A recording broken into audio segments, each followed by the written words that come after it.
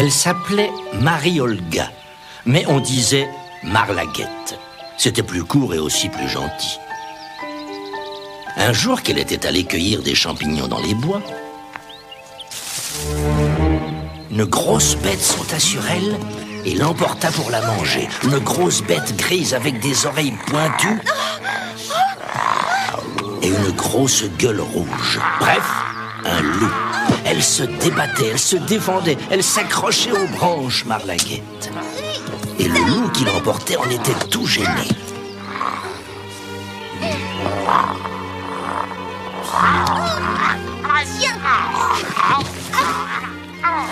Tiens, prends ça.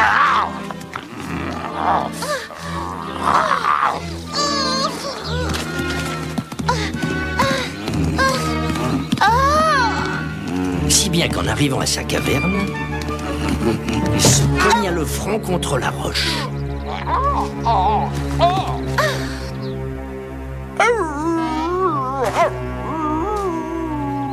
Bien fait, bien fait. Pauvre petit loup. Oh, il est blessé. Elle alla tremper son mouchoir dans une source toute proche et fit un beau pansement sur la tête du loup. Puis elle ramassa des feuilles et des mousses dont elle fit un doux matelas. Elle planta même une large feuille de fougère en guise de parasol. Le loup revint à lui, il entr'ouvrit un œil, le referma aussitôt. Se garda bien de bouger, d'abord parce qu'il avait mal à la tête, et puis parce que c'était tout nouveau pour lui d'être dorloté. Et ma foi, pas désagréable. Marlaguette s'en alla sur la pointe des pieds et courut jusque chez elle. Elle fit un grand pot de tisane, mais les grandes dents du loup cognaient contre la tasse et sa grande langue laissait échapper la moitié du liquide. Il n'aimait pas la tisane, mais Marlaguette avait une voix si douce qu'il n'y avait qu'à obéir. Allons boire, vilain loup. Elle le soigna comme ça pendant 8 jours, puis elle l'emmena faire une petite promenade en marchant tout doucement pour ne pas le fatiguer. Un jet sautillait devant eux. Fais attention, il te croquera, Marlaguette. Tu crois ça? Attends un peu. Il était tout faible encore et aurait pu manquer son coup. Le lendemain, le jet revint. Marlaguette, il te croquera. Menteur. Il bondit et croqua le jet.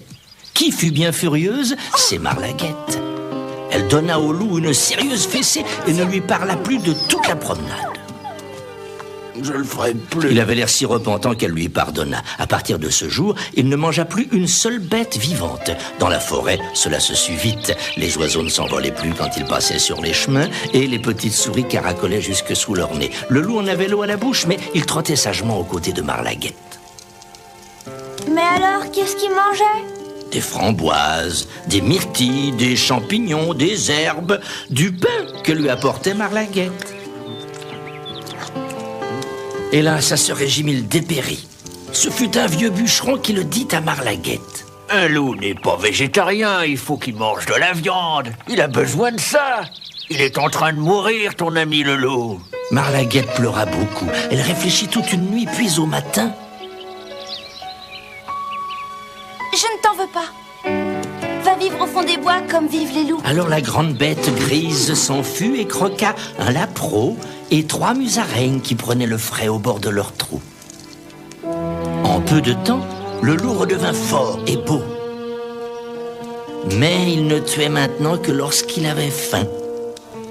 Et jamais plus il ne mangea de petit enfant. Parfois, de loin, entre les branches, il voyait passer la robe claire de Marlaguette. Et cela lui faisait à la fois plaisir et tristesse. Et Marlaguette regardait souvent vers le fond des bois avec son doux sourire, songeant à cette grande bête de loup qui, pour l'amour d'elle, avait accepté pendant des jours...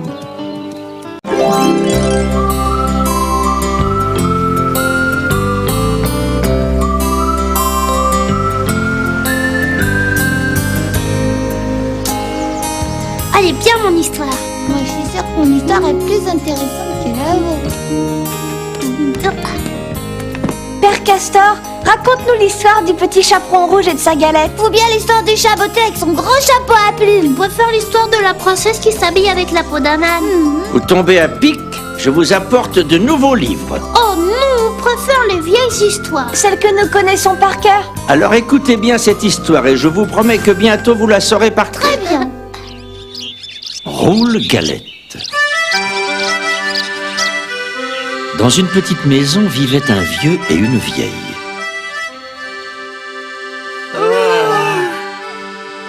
J'aimerais bien manger une galette. Je pourrais t'en faire une si seulement j'avais de la farine. On va bien en trouver un peu. Monte donc dans le grenier, balaie le plancher, tu trouveras sûrement des grains de blé. C'est une bonne idée. Elle monte au grenier.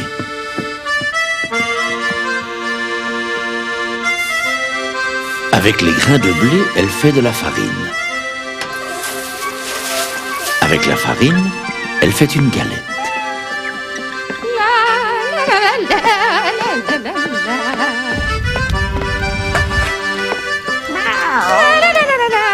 Et voilà la galette cuite. Elle est très chaude, il faut la mettre à refroidir. C'est sûrement une bonne idée.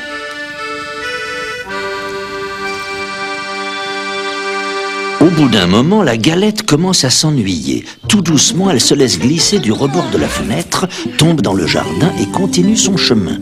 Elle roule toujours plus loin.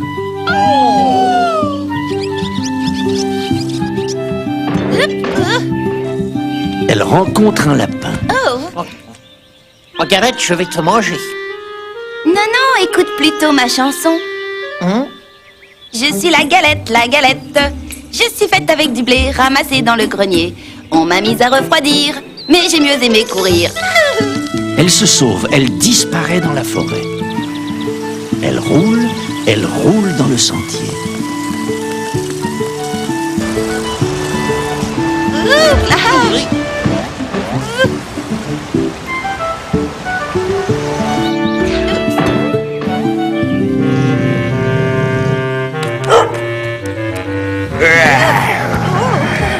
Galette, Galette, je vais te manger. Non, non, monsieur le loup, écoute plutôt ma petite chanson. Et le loup dresse l'oreille. Je suis la galette, la galette. Je suis faite avec du blé, ramassé dans le grenier. On m'a mise à refroidir, mais j'ai mieux aimé courir. Elle se sauve si vite que le loup ne peut l'attraper.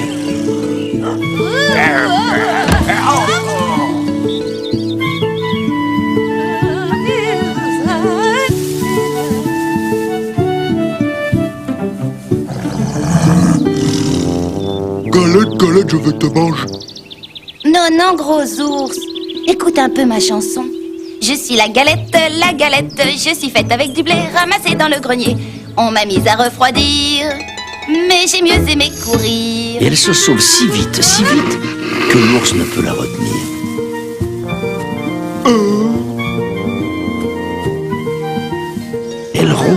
Elle roule encore plus loin. Et voilà qu'elle rencontre le renard. Bonjour, Galette. Oh, comme tu es ronde, comme tu es blonde. La galette, toute fière, chante sa chanson. Je suis faite avec Et pendant du ce blé, temps, le renard ramassé se dans rapproche, le se grenier. rapproche, On m'a et quand il mise est à tout près, refroidir, mais j'ai mieux aimé courir. Qu'est-ce que tu chantes, Galette? Je suis vieux, je suis sourd. Je voudrais bien t'entendre. Qu'est-ce que tu chantes? pour mieux se faire entendre, elle se rapproche du renard.